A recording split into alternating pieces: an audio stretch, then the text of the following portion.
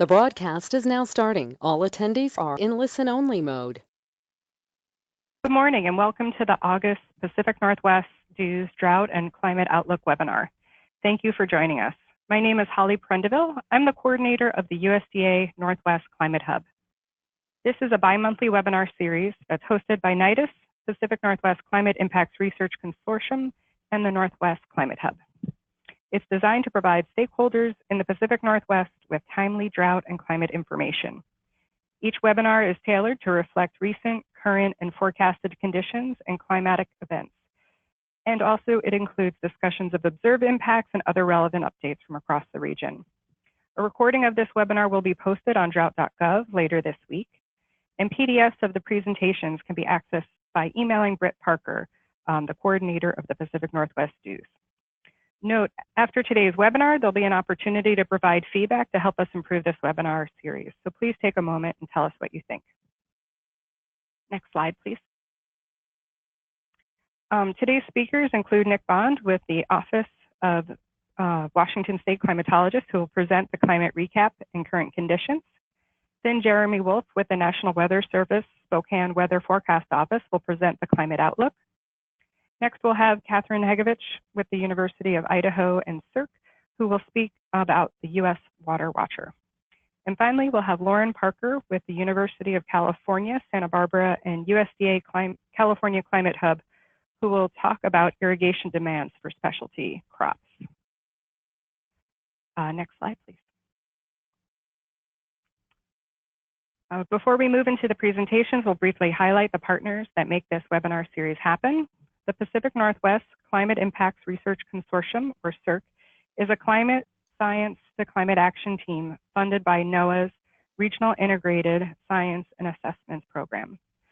CIRC supports communities, policymakers, and resource managers in Oregon, Washington, Idaho, and Western Montana as they work to adapt to the changing climate by transforming the latest climate science and data into usable knowledge.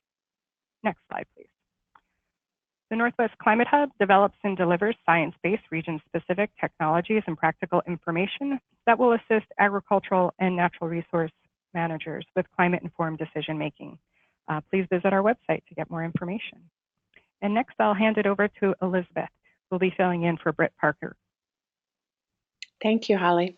My name is Elizabeth Waite. I'm with NOAA's National Integrated Drought Information System, or NIDIS. And as Holly said, I'm standing in for Britt Parker, who is the Regional Drought Information Coordinator for the Pacific Northwest and Missouri River Basin. NIDIS's mission is to improve the nation's capacity to proactively manage drought-related risks by providing those affected with the best available information and resources to assess the potential for drought and to better prepare for, mitigate, and respond to the effects of drought. We want to improve our understanding of how and why droughts affect society, the economy, and the environment, and to improve accessibility, dissemination, and use of early warning information for better drought risk management. NIDIS's approach to achieve that goal is to build the foundation of a national drought early warning system through the development of regional drought early warning systems, where networks of partners and stakeholders share information and actions that help communities cope with drought. While the ultimate goal is to build a national drought early warning system, we recognize that impacts and early warning information differ across the regions. Therefore, each DEWS has many of the same base ingredients of a national DEWS, but ultimately they have their own flavor to reflect the needs of that particular region. The Pacific Northwest DEWS was officially launched in February 2016, and our strategic plan is available on drought.gov. The roadmap for moving forward with the Pacific Northwest DEWS identifies existing and new drought-related activities in the region with priority areas focusing on improving monitoring and research for drought risk management, expanding drought early warning communications and outreach, optimizing information and collaborative networks, and enhancing drought planning and mitigation. So please mark your calendars for our next webinar, which will be on October 28, 2019. Registration information for these and other webinars can be found on drought.gov. And we will be holding our annual Pacific Northwest DEWS meeting on October 8 in Portland, Oregon, in conjunction with the Northwest Climate Conference. We hope that you can join us. Thank you, Elizabeth. Next, we will have Nick, who will give us a climate recap. Oh, sorry, All right. I forgot about the crowd, but we'll switch over to Nick. Okay. Yeah, so, right, thank you. So, good morning, and I just want to acknowledge the help I've received from Karen Bambaco in preparing these slides. So I'm just going to give you a quick climate recap, and here, let's see, I do not have control of my screen,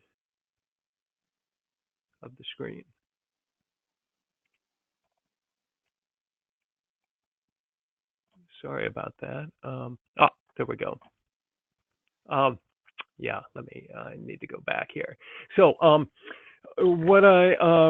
it's a kind of matter of taste how far back in time you go. I've picked the last 5 months, because let's face it, the weather of fall and early winter is kind of water under the bridge, pun intended. But if you look for the period of March through July of 2019, for the most part, it was near normal temperatures across the Pacific Northwest, a few spots with warmer than normal, cold spots in the Columbia Basin, parts of western Montana. It's kind of refreshing to see some blue on a temperature anomaly map. In terms of precipitation, the plot on the right, the northern part of the Pacific Northwest actually extending into southeast BC was a little bit on the dry side, again, March to July period.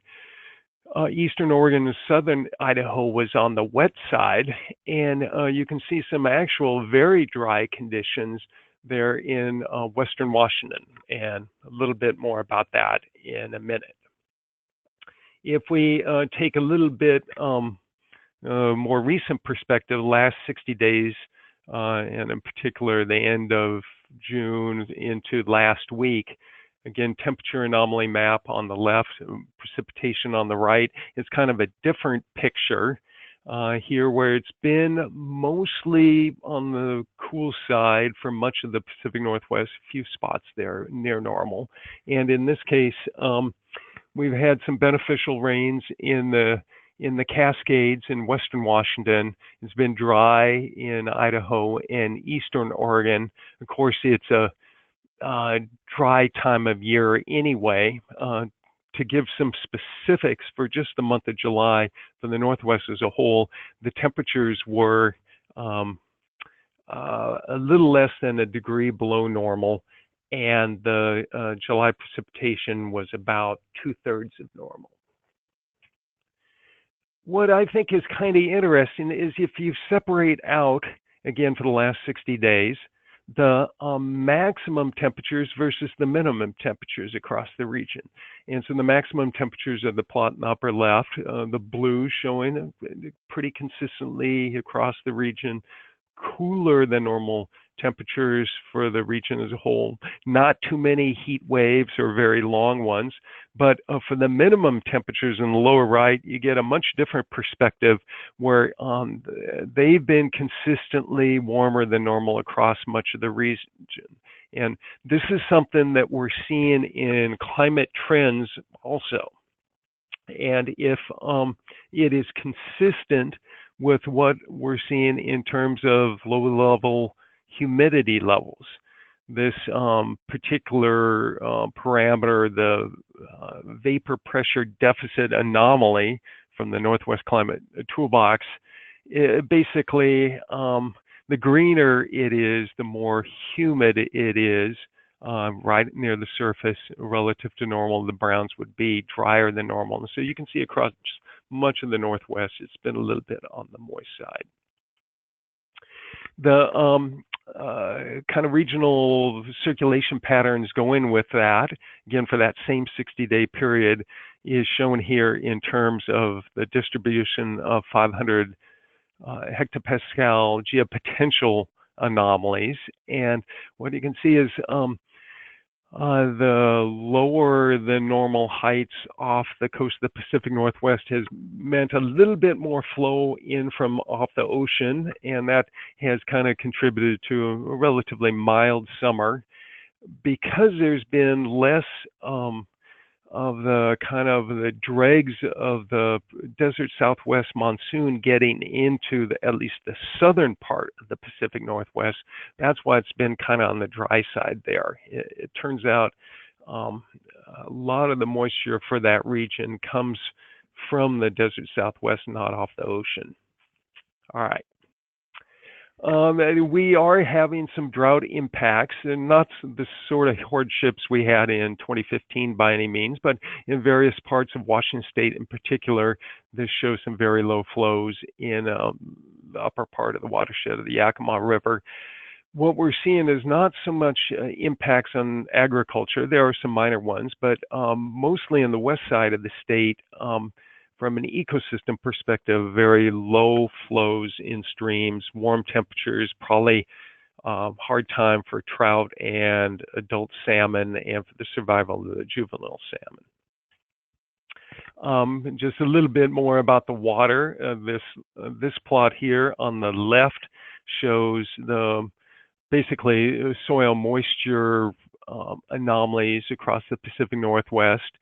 Again, showing the relatively dry conditions, especially west of the Cascades. And even though there hasn't been much precipitation recently in eastern Oregon and Idaho, they're doing okay just because, for the most part, the late winter and spring was okay for them in terms of precipitation. If you look at the plot on the right, and here, hopefully I'm kind of scooping what Catherine's going to be saying, just showing a map of the 28-day average stream flows as of last week. A lot of those red dots in the western part of our region indicate the really low flows that I've been talking about. All right. All this kind of comes together in the depiction of drought conditions on the U.S. Drought Monitor. It turns out Washington State is in kind of I think the worst shape anywhere in the country. We actually have a few pockets of D2 severe drought, again, on the west side of the state. And, basically dry conditions in an arc from western Oregon across the northern part of Washington into Montana.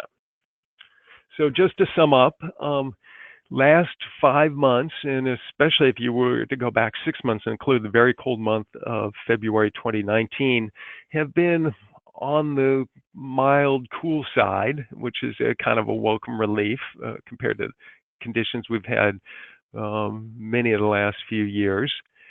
Precipitation totals have been, again, looking at a longer term perspective, mostly below normal in western Washington and above normal in much of Oregon and southern Idaho.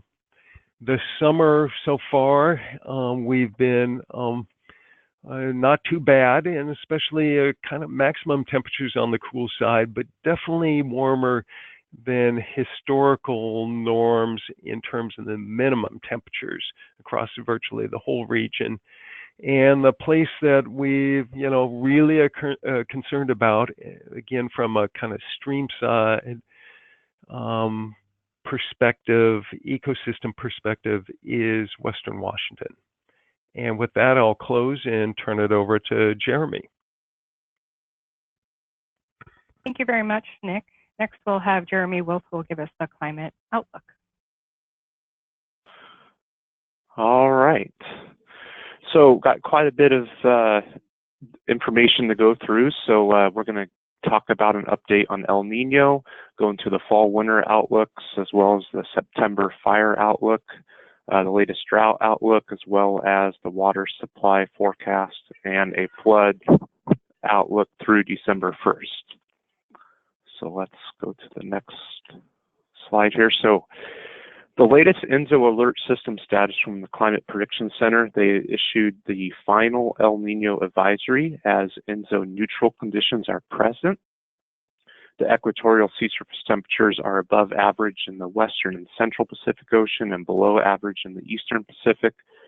And the patterns, besides just the ocean temperatures, the patterns with the convection and the winds have also been consistent with ENSO neutral. So that is what's most likely going to occur as we go into the fall and winter. All right, so here is a slide showing the historic El Niño and La Niña episodes. This goes back to 2007, but you can see last winter we peaked at a weak El Niño, and the anomalies over the last couple 3-month periods have been trending down. And the next slide will show some of that cooling starting to show up. There was, if we go back to September of 2018, there at the top, and then August of 2019 at the bottom, you can see a lot of warm water anomalies all the way up through July, but then just recently in the past month, the anomalies have been trending a little bit cooler, especially in the eastern equatorial Pacific. And the latest Niño 3.4 region anomaly is at just 0.1. You can see, and it's the Niño 3.4 region that gets monitored for El Niño and La Niña episodes. And you can see since April or so, the trend has been going down as far as the water anomalies. They've been trending cooler. And here's an average of sea surface temperature anomalies over the past 30 days. And you can see the cool water anomalies there in the eastern equatorial Pacific, and then still some warm water out there in the central and western equatorial Pacific. And this plot here, as we look at the upper ocean heat anomalies, to me is a pretty good sign for monitoring the trends in the ocean temperatures, because you're not looking at just the surface, you're also looking at the whole upper ocean heat content. And you can see since April, those anomalies really decreased down to near zero. And it's been oscillating a bit, but it's been closer to neutral conditions as far as the upper ocean heat anomalies. All right, so here's the latest CPC IRI probabilistic ENSO outlook. It shows that ENSO neutral conditions are most likely to continue as we go through the winter. You can see odds in the 50 to 55% range. There is still a chance that El Niño could resurge or that even La Niña conditions could develop. But the way the trends are going right now is with the heat anomalies going down, it seems more likely that we would have the ENSO neutral conditions. And here is the IRI CPC Pacific Niño 3.4 sea surface temperature model outlook. So this is looking at all the different model projections. The red line here is the average of all the models, and the green line is an average of some statistical model forecast. So you can see the green line is forecasting weak El Niño conditions as we go through the winter, but the red line is keeping things in the ENSO neutral territory. All right, so we'll look now at the CPC outlooks, and we'll begin with September, and you're going to notice a common pattern on all of these for our region across Washington, Oregon, Idaho, and Montana. And you can see there's moderate odds there, elevated odds of temperatures being warmer than normal. When we look at the precipitation outlook, the forecast is for equal chances, so no clear indication how the precipitation is going to turn out for the month of September. Now, when I go through the rest of these, you're going to see a pretty much identical forecast. Here's the September through November forecast. Continued elevated odds for warmer than normal, equal chances for precipitation. When we go to the winter outlook, same story, still the elevated odds of warmer than normal and equal chances for precipitation. Now, the the main reasoning behind the elevated odds of warmer than normal is they're basing CPC's basing a lot on decadal trends, where they look at the observed conditions over the last 10 to 15 years compared to the longer term climatology. So the trend has been for slightly warmer winters. So that's why the probabilities are weighted that way. Now I wanted to just show a few maps as far as what is the pattern we typically see during ENSO neutral years. Typically the polar jet stream is sending cold air masses into the upper Midwest, whereas the Pacific jet stream is sending storm systems right into our region. And when we look at the composite map since 1980, so we're looking at 5, 6, 7, 8, 9, 10, about 13 or 14 ENSO neutral occurrences since 1980.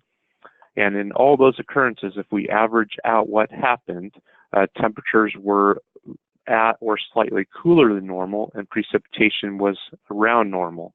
And this is for the fall time frame, near normal across Washington, but slightly drier than normal over Oregon and parts of Idaho.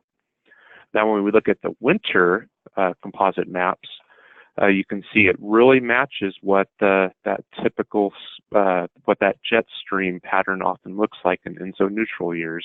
You can see the colder anomalies across the upper Midwest, right around normal or slightly below normal in the Pacific Northwest, and precipitation with the jet stream aimed at us. It actually shows the terrain influence across Washington with wetter than normal in the Cascades, at or slightly drier than normal as you get into the rain shadow across eastern Washington, and then wetter than normal again across Idaho and Montana. So that's what we typically see. Now, the one takeaway I want everyone to hear from this is that not every neutral year is alike. So don't take the typical what typically happens in a neutral year as that's what's going to happen. Because if we look at every neutral episode since 1980, you can see in 1980 it was a very mild winter, whereas in 92 it was colder than normal across all of the region. So you can see there is a lot of variability from year to year. And if we kind of summarize all of this, 6 of them turned out cooler than normal, 5 were near normal, and 3 were warmer than normal.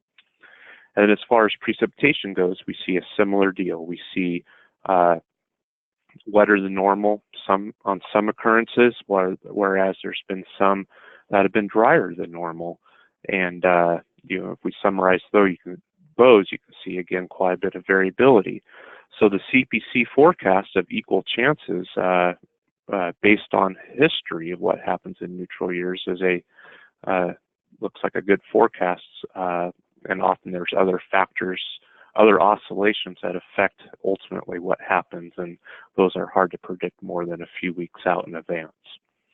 All right, so let's move on to the fire outlooks. This was the one issued in August, and you can see some above normal fire potential across parts of Washington and Oregon. Now, the Northwest Coordination Center did update their forecast in the middle of August. It's available on their webpage, and when they updated it, they actually did take out the above normal across Washington, and really the only place that has above normal is just from about Salem south into southwest Oregon. The drought outlook as we go into November is calling for drought to continue across the region, but again, we'll see exactly how that precipitation pans out, but there's no indications at this point that lean towards expansion or reduction in drought. The water supply forecast, because of the drought conditions, we're seeing a water supply forecast in the 50 to 75% range across several areas of northern Washington, Idaho, southern British Columbia, and parts of western Washington, and also northwest Montana. And then the probability of exceeding flood stage through December 1st. You can see overall fairly low probabilities across the area. There are some chances there on some of the gauges there in western Washington, as if we get a fall atmospheric river, we can definitely see a lot of rain in a short period of time. So can't be ruled out, but overall the chances at this point are showing fairly low across the region. So in summary, enso-neutral conditions are favored through the winter. The outlooks favor elevated odds of warmer than normal with equal chances for precipitation. Near normal fire potential as we head into September, except across southwest Oregon. Drought is forecast to continue over northwest Oregon, western Washington, the mountains of northern Washington and Idaho, with a low flood risk for most rivers through November. So that is all I have. Thank you. Thank you very much, Jeremy. And if you all have questions for our speakers, please put them in the chat box and we'll get to them after they all have presented. Next, we'll turn to Catherine Hegovich.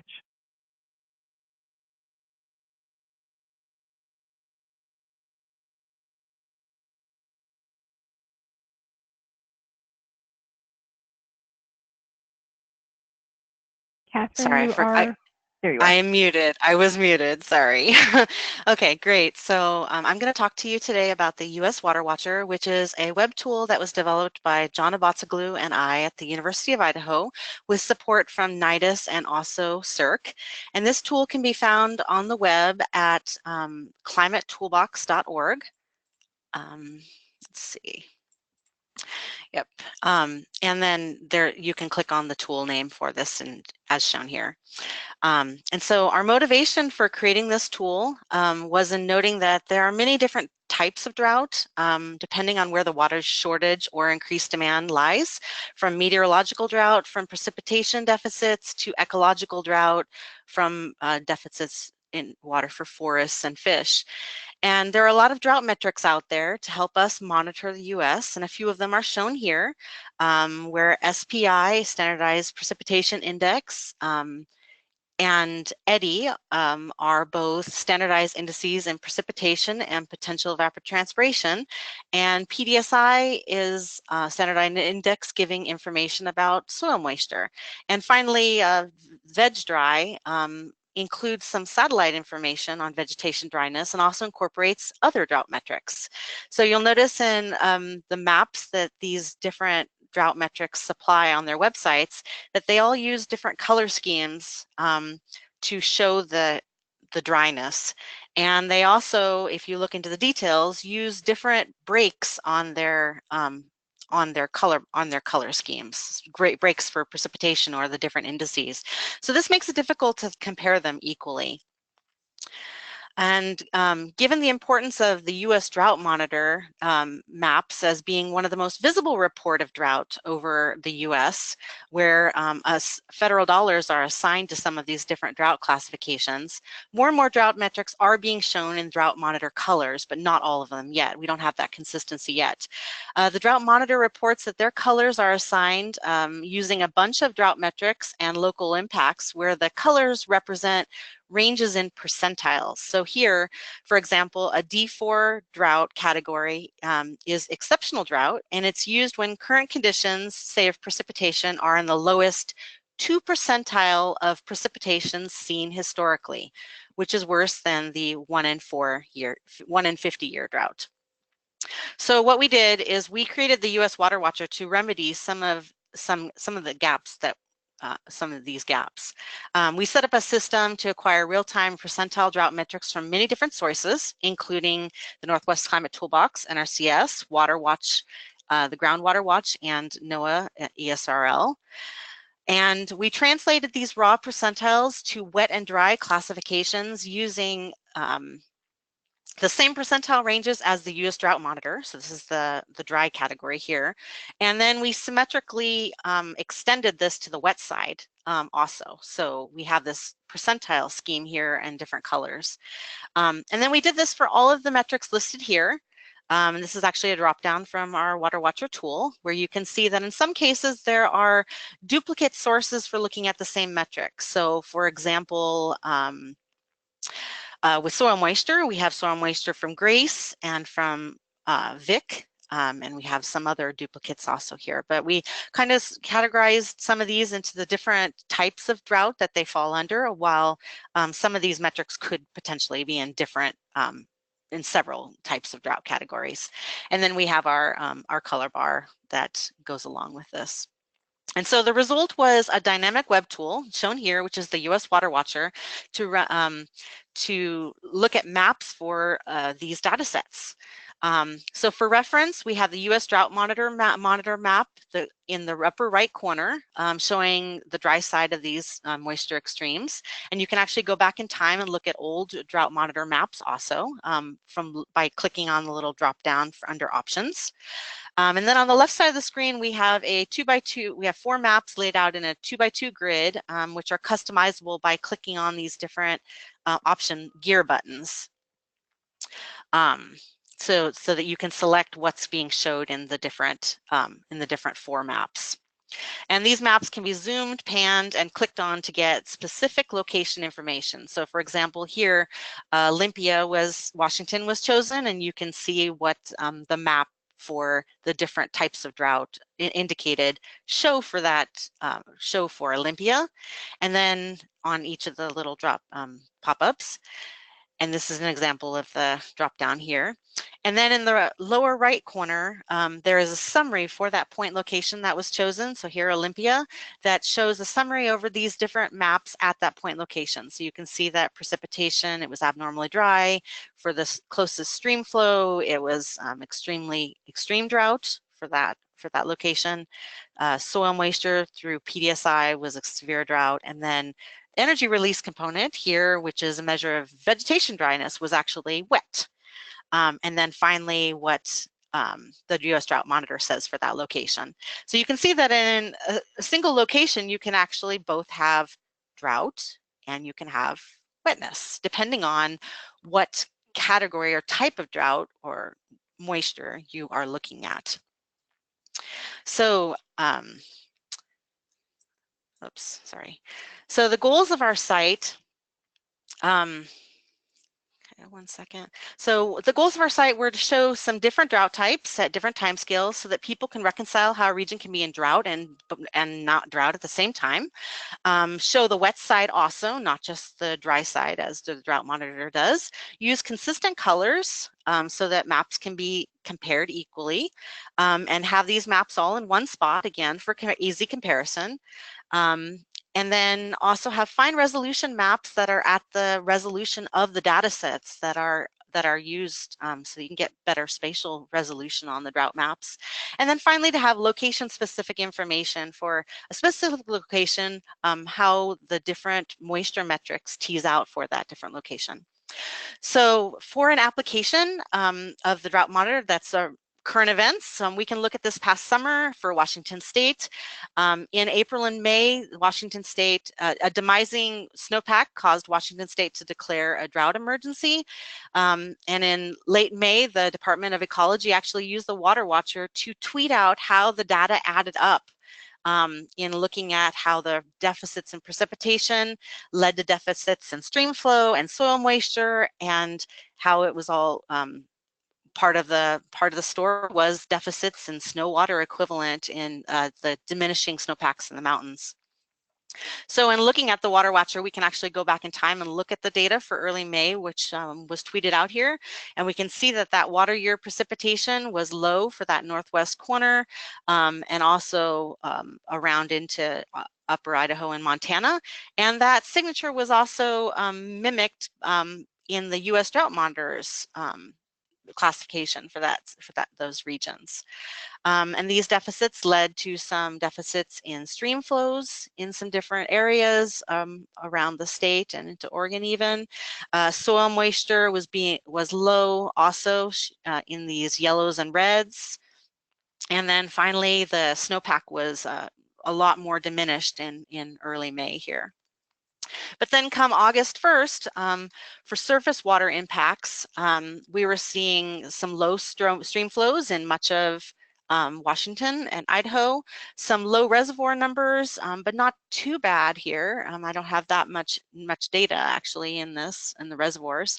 And then for agriculture and ecology, there were also some low soil moistures all over, and then finally, for natural dryness of the vegetation, the energy release component showed the northwest corner here pretty wet, but did have a big swath of the region here that was showing dryness, which could have been a reason for the fire forecasts in this region being increased. And again, looking at so you could see here that the impacts, there were water impacts, but we just didn't hear about them as much as we had heard in previous drought years like 2017, 18, and 15. And a major reason why we didn't see that was, as Nick Bond has already said, is that water shortage was not coupled with the high summer heat stress that we normally expect for our region. Temperatures this summer, especially in July, were just below normal. Here I'm showing maximum daily temperatures, even for California, which is shocking. And we can see that from these two figures from other climate toolbox tools. So you can see here in the blue, the below normal temperatures over the west. And on the second here on the right, we can see how 2019, which is the red dot here, was a lot was very below normal, both in precipitation on the y-axis here, and July maximum daily temperature on the x. So it was below normal in precipitation, but it was also below normal in temperatures, while the other drought impact years that we saw, 2015, 18, and 17, were all both below normal in precipitation, but above normal in temperature. And then finally, we can really see why at least one impact to the fire season was pretty lackluster for this summer through a new metric that the toolbox has called the vapor pressure deficit, which Nick Bond also looked at, which gives information on atmospheric drying. And this is a good complement to the metric of potential evapotranspiration, which gives information on atmospheric thirst. So atmospheric drying causes natural vegetation to dry out, making it ripe for ignition by forest fires. And luckily this year, we're looking here at vapor pressure deficit percentiles again, and we can see here that the atmosphere was wet in 2019 for July and August, but in 2018, 17, and 15, the atmosphere was not wet. It was dry, and it was drying out the vegetation, making the fire season more severe. Yep. So in conclusion, the U.S. Water Watcher can be used in a couple different ways. You can fix time to compare current maps of different drought types. You can fix the metric and create a time series of maps for a single drought metric. You can fix the location and compare drought metrics for a single location. And finally, you can recall specific years by comparing maps, like say to a previous drought year. And that ends my presentation. Thank you very much, Catherine. Thank you. Now we'll turn over to our final speaker, Lauren Parker.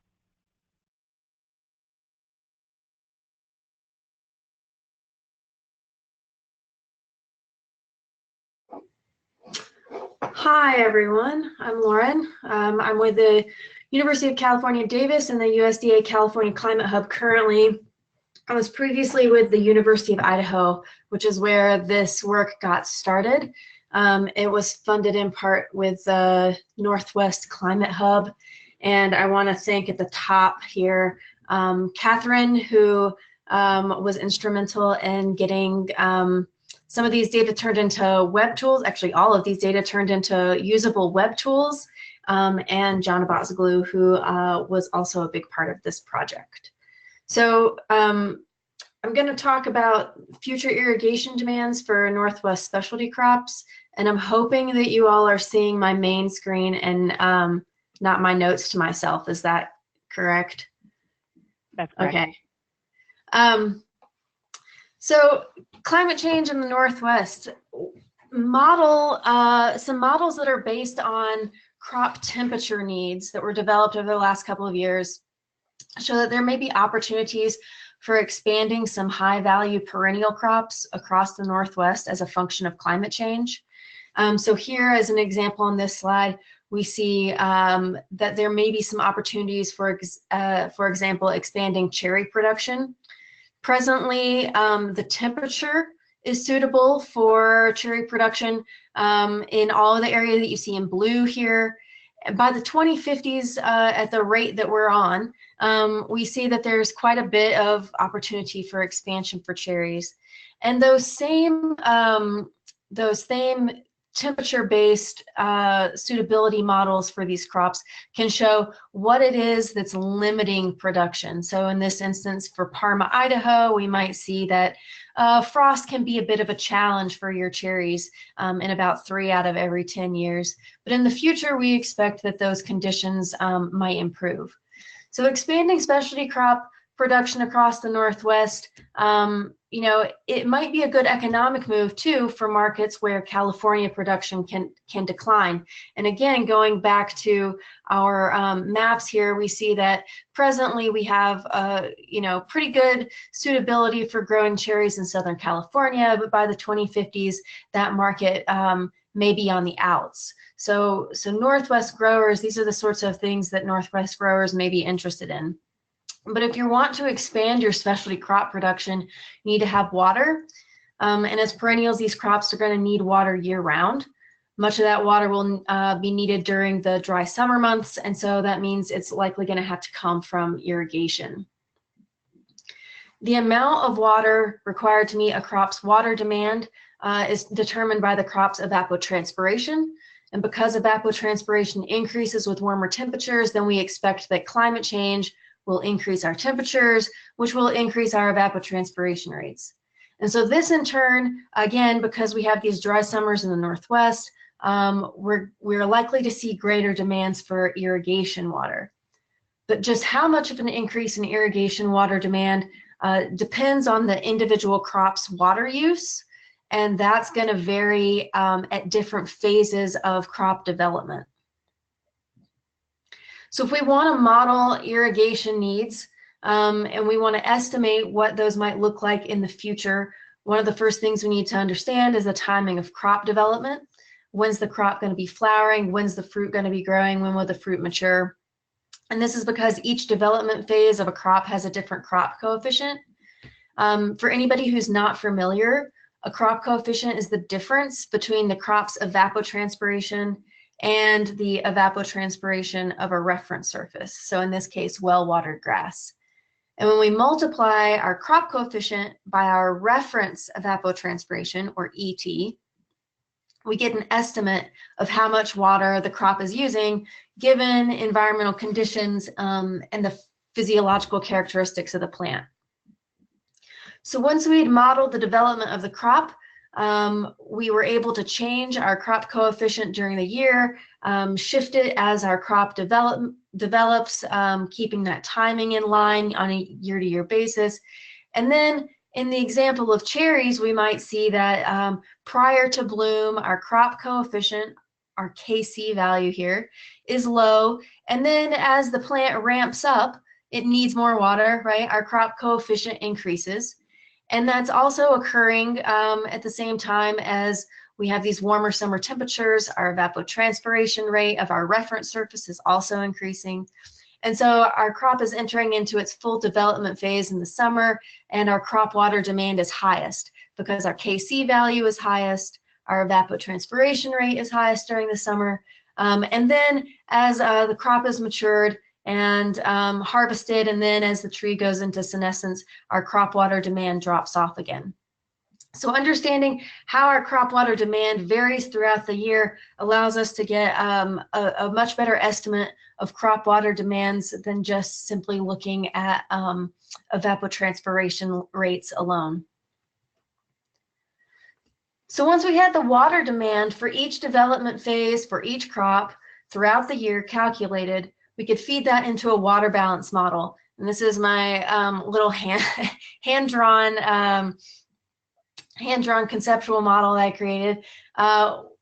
We used a modified Thornthwaite-Mather climatic water balance model for this, and we ran the model at a monthly time interval for each year over the different climatic periods that we examined.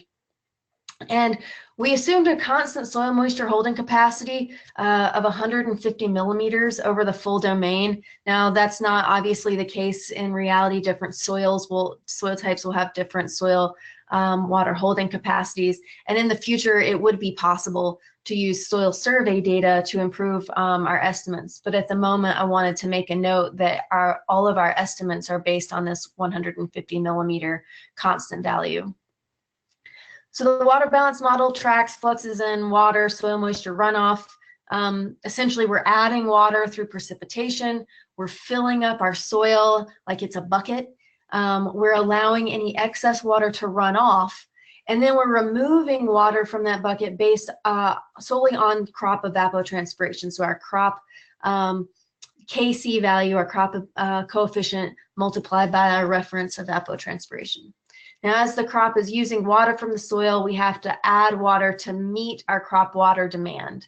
And because it doesn't always rain, any added water that's necessary to meet crop water demand has to come from irrigation. So in that way, we're able to calculate the amount of crop water demand that has to be met with irrigation. You may be familiar with the term climatic water deficit. This is often used in ecological terms. In agronomic terms, we're contextualizing the same concept as the irrigation requirements that are necessary to meet the full water demand of the crop. So that's sort of the background on where all of this irrigation demand estimates came from.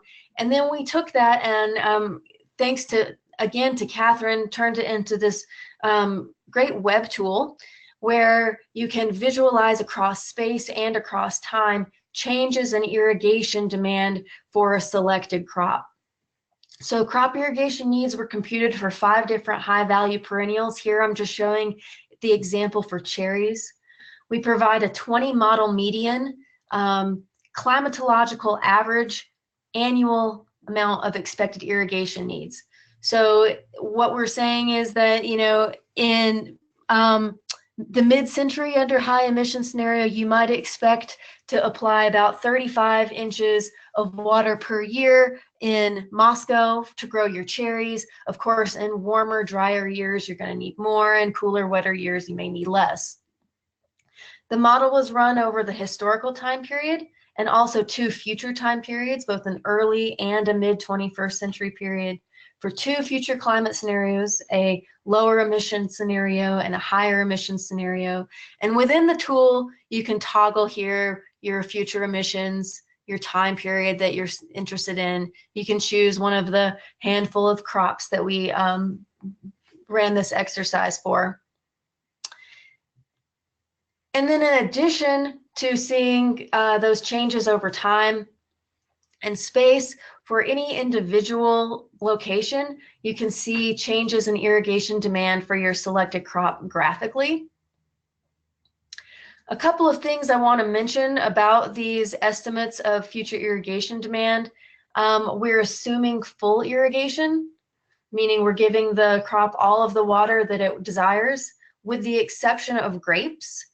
In grapes, we employ a 70% deficit irrigation strategy between veraison and maturation. This is because water stressing in grapevine is a really common practice in wine growing. We're also assuming that the plants are all fully mature. This is important because younger trees and vines tend to be more water efficient. And then the other thing to note is that these crop models that the irrigation demand estimates are based on were created for a single crop and typically for a single cultivar. So your mileage may vary if you are growing a different cultivar from the one that these models were based upon. And then just really briefly, here's what the full web tool screen would look like. It's easy to change your location of interest by clicking around different locations on the map or selecting your location up here in the top left.